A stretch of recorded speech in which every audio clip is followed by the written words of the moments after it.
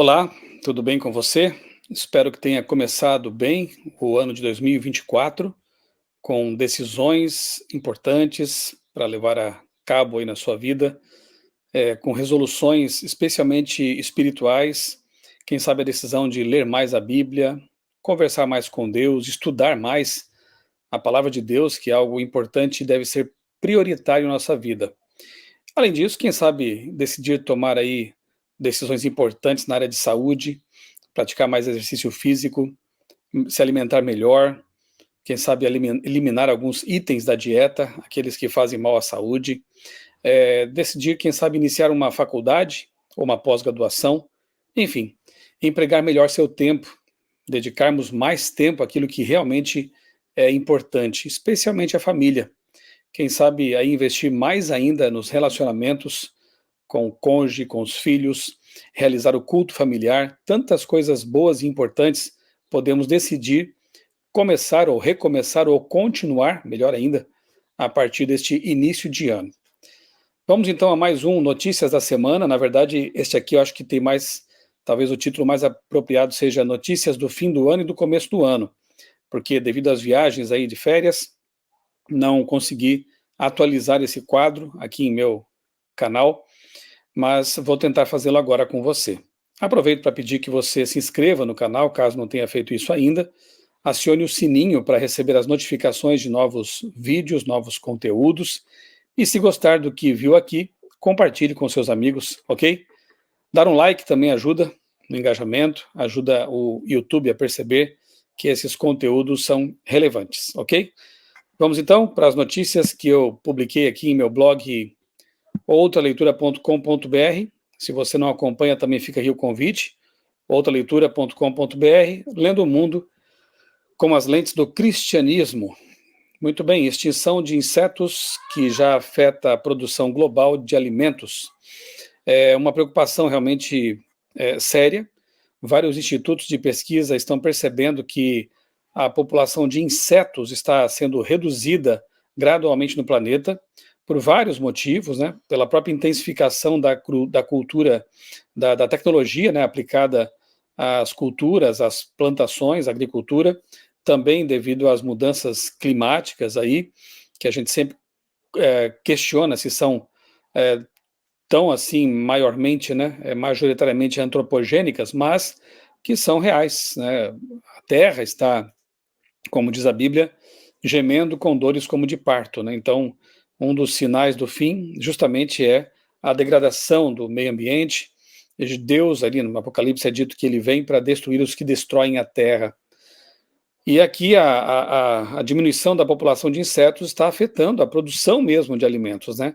Nós dependemos grandemente de insetos polinizadores, como as abelhas, para poder ter alimentos, e eles também estão na escala ali, né, na cadeia alimentar de outros animais. Então, todo o ecossistema local e global acaba sendo afetado com a diminuição desses animais, né? Então, veja aqui que todos esses processos serão prejudicados com a eventual escassez de alimentos. O valor econômico desses serviços é incalculável. A agricultura não conseguiria se manter por muito tempo sem eles. Então, a fome tende a aumentar também no mundo. Nossos amigos insetos estão sendo extintos. Precisamos encontrar alguma forma de abrir mais o espaço para eles. Eu acrescentei aqui uma nota que diz assim: e com a guerra justamente na terra de maior produção de mel no mundo, que é a Ucrânia, somada à pobreza argentina e ao enfrentamento do governo brasileiro ao agronegócio, pode-se vislumbrar um cenário catastrófico em médio prazo, no máximo 10 anos aí. Fome, um dos sinais do fim do mundo, aumentará mais e mais, infelizmente. Outra notícia: bispos e padres se pronunciam contra a bênção a casais do mesmo sexo. Bispos da Conferência Episcopal de Angola e São Tomé, a CEAST, manifestaram perplexidade com as bênçãos a casais irregulares e determinaram que não sejam realizadas nestes dois países. Bispos e padres do Brasil também se expressaram contra essa decisão e tem havido aí um verdadeiro racha, né, na Igreja Católica, porque o Papa Francisco e seu seu afeto lá, né, aquele que ele colocou lá no dicastério ou no antigo tribunal da Inquisição, é, determinaram aí que padres possam abençoar aquilo que eles chamam aqui, aqueles bispos daqui, de lá de São Tomé, né, enfim, Angola, de casais irregulares, ou seja, pares de homem, mulher com mulher. A pergunta é, e quando trisais vierem pedir bênção, receberão também? 2 homens, 3 homens, 2 homens e uma mulher, 2 mulheres e um homem. Já há pessoas vivendo nessas modalidades aí de convivência, né? E aí, como é que fica a situação? Então tem padres e bispos de lá e de cá, da África, daqui também, se levantando contra essa determinação aí do Vaticano. Os bispos da Conferência Episcopal de Angola e São Tomé, manifestaram perplexidade com as bênçãos a casais irregulares e determinaram que não sejam realizadas nestes 2 países porque criariam um enorme escândalo e confusão entre os fiéis, ou seja, esses bispos foram contra a determinação ali do Vaticano, do Papa Francisco. A respeito das bênçãos informais a casais irregulares, ou seja, homossexuais, embora seja um sacramento diverso da bênção litúrgica, consideramos que no nosso contexto atual, ou cultural e eclesial, criariam um enorme escândalo e confusão entre os fiéis, pelo que determinamos que não sejam realizados em Angola e São Tomé, referem num comunicado. O comunicado da SEAST reage, assim, à recente sugestão do Papa Francisco de se dar a bênção a casais do mesmo sexo, sem transmitir, aspas, a concessão errada do casamento, afirmando assim que os padres não se podem tornar juízes.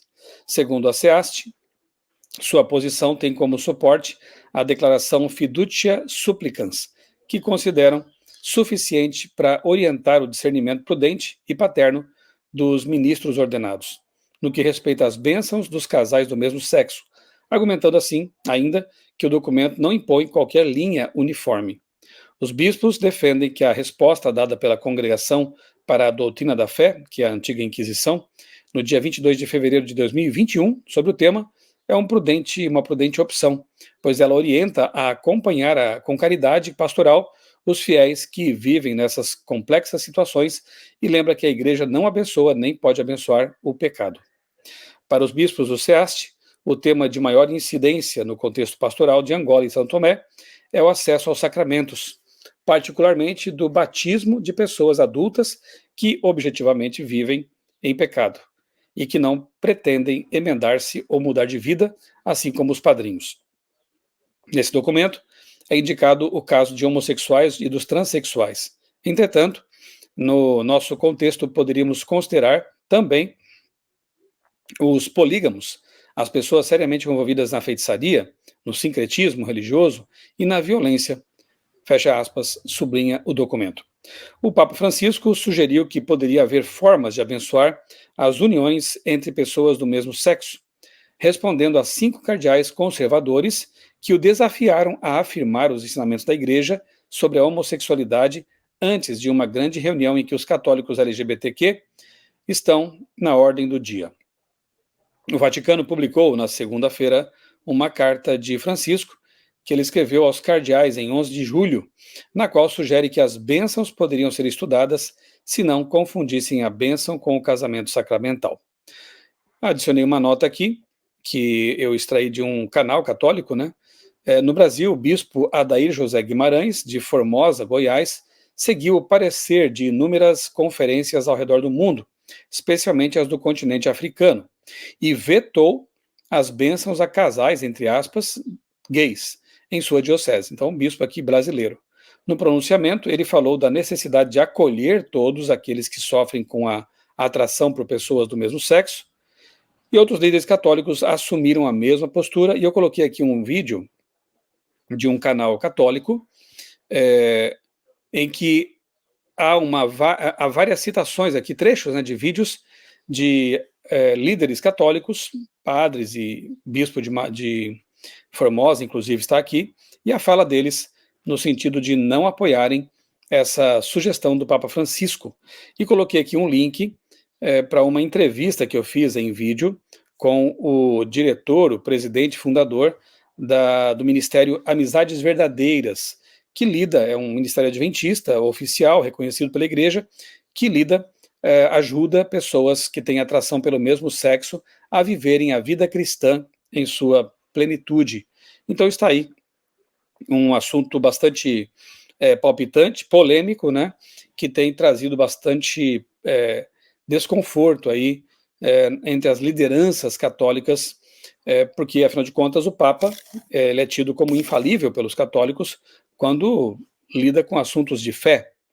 E, neste caso, ele está trazendo um desconforto muito grande por ir contra a consciência, a postura, as falas de outros líderes católicos, como bispos mesmo, né? Então, é uma situação aí bem delicada e imagino que muitos aí estejam querendo, muitos católicos estejam querendo que logo esse pontificado passe e, quem sabe, volte aí um Papa conservador, como foi Bento XVI, como foi João Paulo II, e isso tem implicações também interessantes do ponto de vista profético, como nós, adventistas, temos acompanhado. Vejamos como esse assunto se desdobra, né? E o que vem por aí. Próxima notícia: maior terraplanista do Brasil admite: Terra é um globo. Se você não viu esse vídeo aqui no meu canal ainda, convido você a assisti-lo. É bem interessante, né? Tem um jovem senhor aí chamado Leandro, que por muitos anos tem defendido a ideia, né, estapafúrdia da Terra plana, e recentemente ele foi uma atitude assim bastante coerente, bastante honesta, como deveriam fazer todos os que defendem uma ideia sem conferir as evidências contra ou a favor dela. O Leandro fez uma viagem para a Noruega, e lá no Círculo Polar Ártico, né, no norte do globo, ele constatou que, de fato, existe o fenômeno do Sol da meia-noite, que é uma impossibilidade caso a Terra fosse plana. Agora ele quer apenas fechar essa questão, viajando aí, se possível, para a Antártida, para o Polo Sul, e verificar que lá também, obviamente, ocorre esse fenômeno. Então, aqueles que viajam, aqueles que vão atrás das evidências, não ficam apenas sentados atrás de um computador, propagando aí fake news, propagando teorias da conspiração, esses sabem que realmente a ideia de uma Terra plana é um absurdo e, infelizmente, acaba trazendo descrédito para os criacionistas, porque tem pessoas que relacionam uma coisa com a outra, né? Muito boa essa atitude do Leandro, como eu disse, e digna de imitação por outros que continuam insistindo nessa ideia que não tem fundamento nenhum, nem na Bíblia, nem na ciência, e tampouco nos escritos de Ellen White. Repito o que eu disse no vídeo, que eu convido você a assistir. Adventistas, né, ditos adventistas, que sustentam essa ideia sem qualquer base científica, bíblica ou nos escritos de Ellen White, realmente deveriam repensar essa postura e, se insistirem em defender isso, que guardem para si e não causem opróbrio à pregação do evangelho, porque pessoas que ouvem de um adventista que a terra é plana acabam desconsiderando tudo mais que ele queira pregar depois sobre o sábado, inclusive guardar o sábado no mundo plano, não faz nem sentido, né? Sobre a volta de Jesus, sobre o criacionismo, sobre a nossa pregação bíblico-científica, né? Tudo isso aí acaba sendo prejudicado quando pessoas propagam inverdades ou teorias conspiratórias. Cuidado com isso, até porque quando a pessoa abraça uma teoria conspiratória, a mente dela fica suscetível a abraçar outras teorias, e geralmente vem um caminhão delas aí logo a seguir, né? Ideias assim que realmente são mirabolantes. Então assista esse vídeo.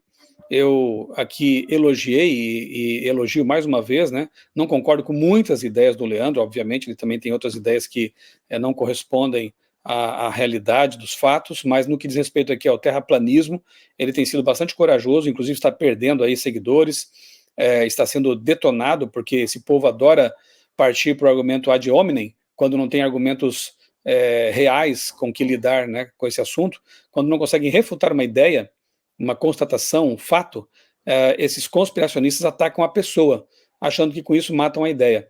Mas isso é o tipo de debate rasteiro que pessoas maduras e bem informadas não se metem nisso, né?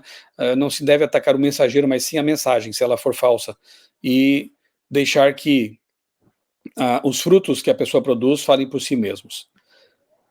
Curada de um tumor, ela experimentou os extremos da religião e se reencontrou. Gravei essa entrevista recentemente com a Bruna, ali no Catre, onde estivemos, né, minha família e eu, realizando uma série de pregações e palestras durante uma semana.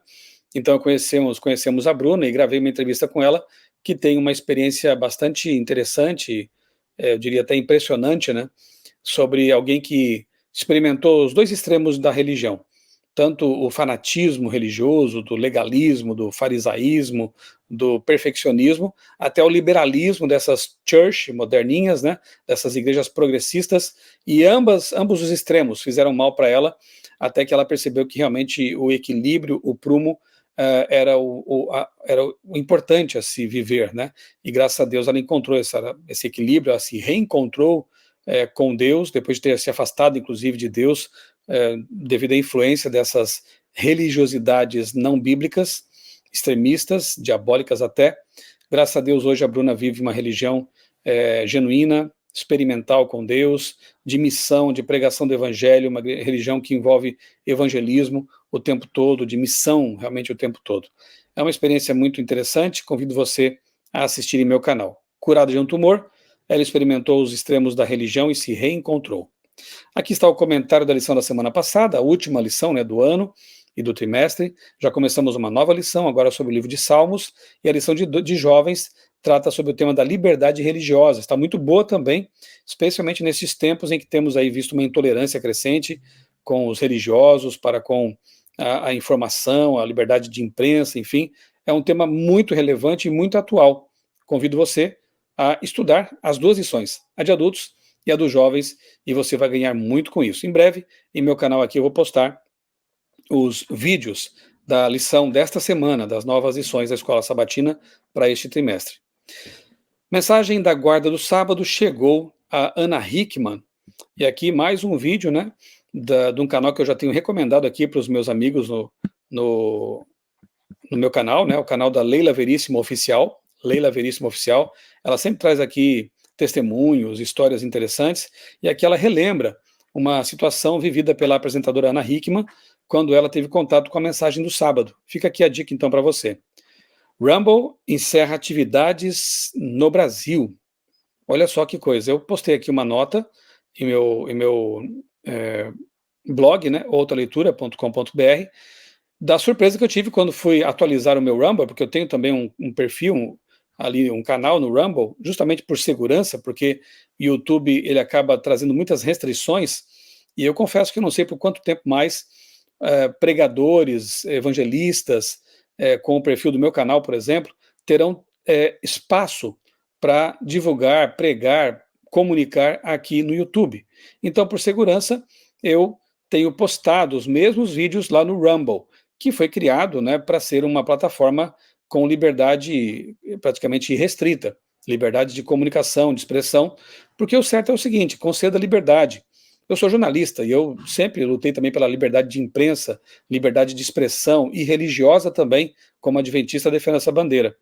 Mas quem falar bobagens, quem falar coisas contra outras pessoas e não tiver nenhuma prova, que responda criminalmente por isso, né? Existem leis, existem mecanismos, na própria Constituição isso está previsto, para punir quem faz calúnia, quem prega a mentira, quem intenta contra a moral de outra pessoa. Então que a lei seja aplicada, mas não a censura, a mordaça. E o que aconteceu? Eu postei aqui em meu blog o seguinte: fazia uma semana quando eu escrevi isso aqui, né? Já faz acho que 3 semanas, que os usuários da rede social Rumble, plataforma de vídeos semelhante ao YouTube, foram surpreendidos com a seguinte mensagem em sua página: devido às exigências do governo brasileiro para remover criadores da nossa plataforma, o Rumble está atualmente indisponível no Brasil.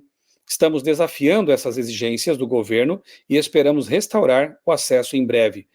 Esse aviso aqui para os usuários no Brasil continua lá na página do Rumble. Quando eu tento acessar ali, fazer o meu login, né, na plataforma, eu continuo vendo esse aviso aqui que eu acabei de traduzir para você. A plataforma foi retirada do ar no Brasil em resposta a recentes decisões da Suprema Corte do país, que exigiu a exclusão de perfis de criadores de conteúdo da plataforma. A empresa é listada na Bolsa de Valores americana. Chris Pavlovski, fundador do Rumble, anunciou a decisão por meio de suas redes sociais, afirmando: decidimos desabilitar o acesso da Rumble aos usuários no Brasil, enquanto lidamos com questões legais da corte. Esperamos retomar o serviço em breve. O Rumble, criado em 2013, é uma plataforma semelhante ao YouTube, com mais de 71 milhões de usuários em todo o mundo e com funções semelhantes, como ser inscrito de um canal, lives, chats, etc. Então, lê abaixo, eu vou ler para você agora o comunicado oficial do CEO da Rumble. Abre aspas, recentemente os tribunais brasileiros nos obrigaram a remover alguns criadores do Rumble. Como parte da nossa missão de restaurar uma internet livre e aberta, nos comprometemos a não mudar as regras de nossas políticas de conteúdo. Usuários com pontos de vista impopulares são livres para acessar nossa plataforma nos mesmos termos que nossos milhões de outros usuários. Portanto, decidimos desabilitar o acesso ao Rumble para usuários no Brasil, enquanto contestamos a legalidade das exigências nos tribunais brasileiros. Estamos desapontados com as decisões do tribunal que fizeram com que o povo brasileiro perdesse a capacidade de ver uma ampla variedade de conteúdo no Rumble. Essa ação não terá um efeito material em nossos negócios, mas esperamos que os tribunais brasileiros reconsiderem suas decisões para que possamos restaurar o serviço em breve. Fecha aspas. Muitas pessoas passaram a usar o Rumble justamente por causa das restrições em outras plataformas como o YouTube. Em breve, os fundamentalistas, entre aspas, religiosos, serão censurados e banidos de todas as redes sociais. Em breve, os, aspas, negacionistas do evolucionismo, por exemplo, e propagadores de discurso de ódio, entre aspas, segundo os oponentes, serão calados. Então, aproveite para pregar o evangelho com responsabilidade, enquanto ainda temos relativa liberdade para fazer isso. Caminhada em memória, reflexões de fim de ano. Então, eu postei aqui um vídeo com uma reflexão que eu fiz enquanto caminhava lá em Criciúma, minha cidade natal, pela primeira vez, então, sem o meu pai, que faleceu faz 3 anos. Ele sempre me convidava para caminhar com ele nessas ocasiões de férias, para conversarmos, atualizarmos as nossas conversas, mas dessa vez, então, ele não está mais conosco e fiz essa caminhada, então, relembrando muitas coisas que vivi com ele e fazendo algumas reflexões que eu compartilhei com meus seguidores ali no YouTube. Tá aí o vídeo, fica o meu convite para que você o assista. Em 2015, pais perderam a guarda dos filhos por serem muito cristãos. Uma notícia bastante séria aqui, né, que foi publicada no site CNP. É o seguinte, em 2015, num ato flagrante de abuso de poder, o governo da Noruega tomou 5 crianças de sua família, depois de seus pais serem acusados de radicalismo e doutrinação cristã. Ruth e Marius Bodnerio ficaram mais de 200 dias sem os filhos. 2 meninos, 2 meninas e um bebê, ainda em fase de amamentação na época, que foram transferidos a diferentes lares adotivos por decisão do Barnevernet, que é o Departamento de Proteção à Infância da Noruega. Uma petição online pedindo o retorno das crianças à sua família foi assinada por mais de 35 mil pessoas. De acordo com Daniel Bodnerio, irmão de Marius, toda a confusão começou com uma denúncia feita pela diretora da escola onde as meninas estavam. As acusações, que ela revelou em uma página do Facebook, criada justamente para esse propósito, são estarrecedoras. Veja só o que diz aqui. A diretora chamou o Barnevernet, expressando preocupações. As meninas contaram-lhe que estavam sendo disciplinadas em casa. Em sua mensagem, ela também disse que os pais são fiéis cristãos, muito cristãos, e que a avó tem uma forte convicção de que Deus castiga o pecado e que, na opinião dela, cria uma instabilidade nas crianças. De acordo com a declaração da diretora, os tios e tias das meninas compartilham da mesma crença. A denúncia também diz que, ainda que as garotas sejam notáveis por seus bons resultados na escola e que a diretora não acredite que elas sejam abusadas fisicamente em casa, ela acha que os pais precisam de ajuda e orientação do Barnevernet para criar os seus filhos. Veja, porque eles dizem que o pecado vai ser punido por Deus e porque são cristãos, muito cristãos, esses pais foram punidos, penalizados, com a perda da guarda dos filhos. Isso na Noruega, país ali tido como um país de primeiro mundo, né, avançado. Veja a que ponto as coisas estão chegando, né? Vai ser pecado, sim, não mais condenar o pecado, mas ser cristão. Que coisa, né? A alegação é de que a mãe se tratava de uma pessoa perigosa por ser cristã.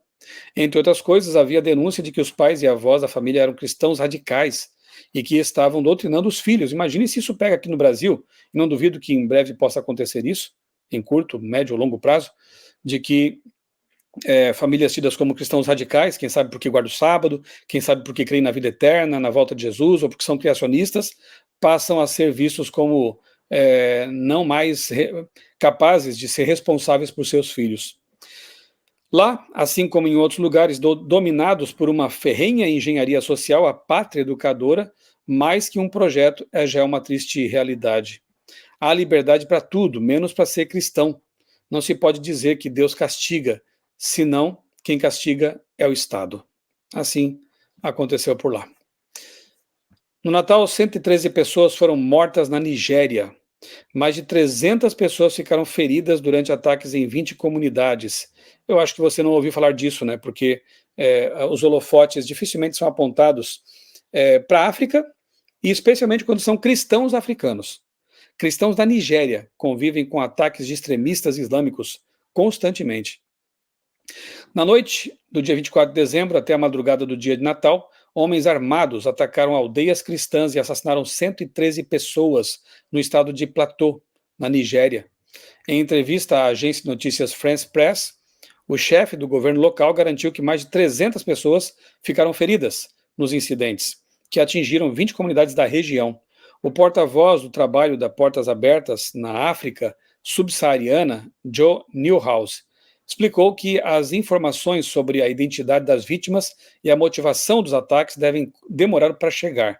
Porém, esse tipo de ataque acontece há tempos, em que extremistas entre o povo Fulani costumam atacar comunidades agrícolas cristãs. É trágico que muitos cristãos, muitos irmãos que ansiavam por uma celebração pacífica no Natal, com seus entes queridos e suas congregações locais, tenham sido brutalizados mais uma vez. Aqueles que conseguiram escapar da carnificina com vida estão agora desenraizados, traumatizados e de luto. Precisamos orar fervorosamente para que nossos irmãos experimentem a graça abundante do Senhor em meio a essas circunstâncias, disse Newhouse. O período de festas cristãs, como Natal, é de tensão para cristãos que vivem em áreas com presença de grupos extremistas islâmicos, pois os jihadistas se aproveitam das reuniões, né, dos seguidores de Jesus para atacar e assassinar o maior número de pessoas. De acordo com dados da Lista Mundial de Perseguição, do Portas Abertas, a Nigéria é o país mais mortal para os cristãos. Dos 5.621 assassinatos de cristãos no mundo todo, 89% deles aconteceram no país. E essa lista do Portas Abertas dá conta de que os piores países para um cristão viver são países islâmicos ou comunistas, como é o caso da Coreia do Norte, ou mesmo da Venezuela, Cuba e outros por aí. Padre monta presépio com duas mães. Isso aqui causou polêmica também no Natal.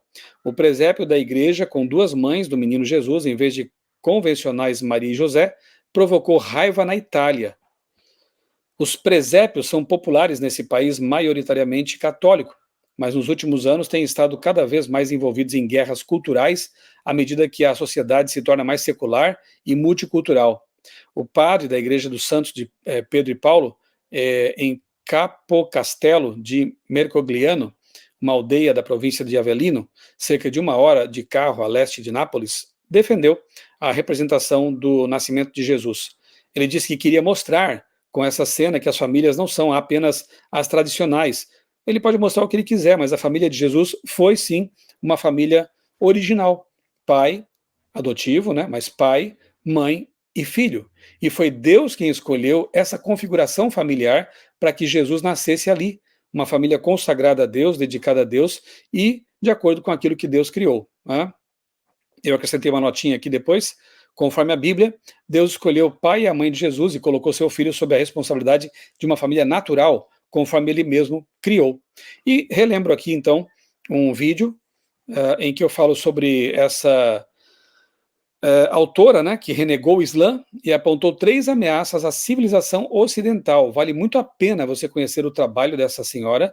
Eu comprei os livros dela, quero lê-los também em breve, e ela mostra aí que uma das ameaças ao Ocidente é o avanço do Islã num Ocidente cujo cristianismo se enfraqueceu, virou piada, como é o caso aqui, como tentou fazer esse padre progressista aqui, né, misturando ideologia com a história da Sagrada Família de Jesus. Então, o Ocidente está sob perigo. Por quê? Porque está com um cristianismo fraco, ideologizado, que não apresenta mais o poder para transformar vidas.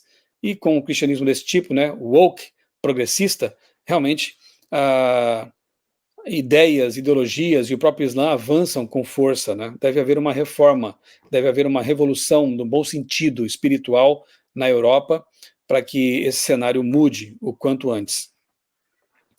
Natal sendo comemorado na igreja adventista, árvore de Natal dentro da igreja, as questões de sempre, né? O pastor Eleazar Dominiquim, durante o Natal, na época do Natal, postou um vídeo em que ele explica, né, essas bobagens, digamos assim, que muitas pessoas levantam para tentar combater o Natal e perder uma grande oportunidade evangelística e de reflexão sobre a maior de todas as notícias. Deus veio ao mundo, encarnou na forma humana e viveu entre nós. Assista esse vídeo aqui se você tem dúvidas ou se você conhece alguém que tem essas ideias, para que essa pessoa possa, quem sabe, repensar isso aí.